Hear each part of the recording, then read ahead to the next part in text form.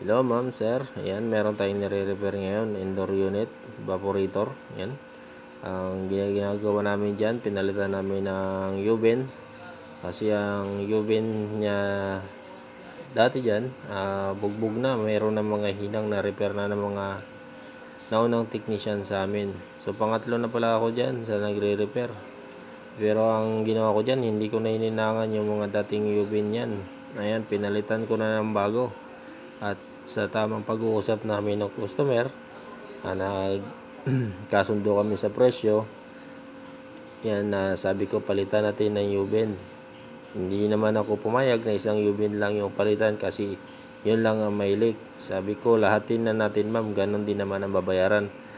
Pumayag naman siya. Tapos yan, nalagay na namin.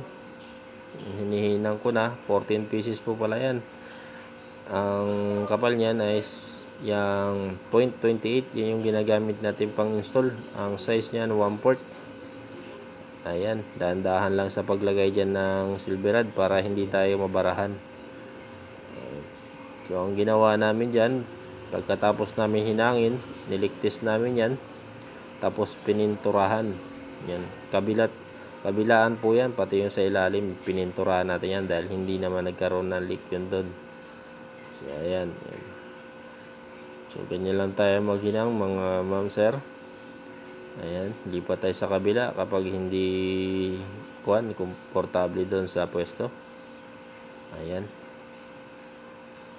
Ayan. So, napakaganda talaga kapag pinalitan natin ng U-bin yung indoor para iwas backjab. Ayan. So makikita nyo dyan maya maya yung mga pinutol natin na U-bin dyan sa unit na yan. So ayun, nakikita nyo may long nose na yun. Ayun yung mga pinutol namin na U-bin, mga ma'am sir. Ayan. So nakakatatlo pa lang tayo dyan. Sa ganyang paghihinang po talaga, maingat tayo para hindi tayo mabarahan. Huwag natin ibabad yung silver rod kasi pag pumasok yan sa loob at bumara, mas malaki ang problema, mag-aabuno pa tayo. Kaya ma'am sir, dandahan lang tayo dyan. Ayan, makikita nyo mamaya ang pagkakatapos nyan, hinangin.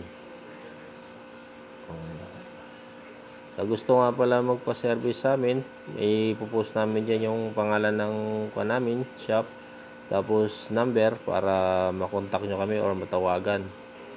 Meron din tayong page, search nyo lang, Noitec Air Conditioning Home Services po yun. Ayan, natapos na natin hinangin, ma'am sir. So ayan yung itsura nya. Ayan, may itim pa po yan kasi hindi pa natin nalilinis. Liligtis pa po yan. Ayan, tapos babrasin natin para matanggal yung mga itim.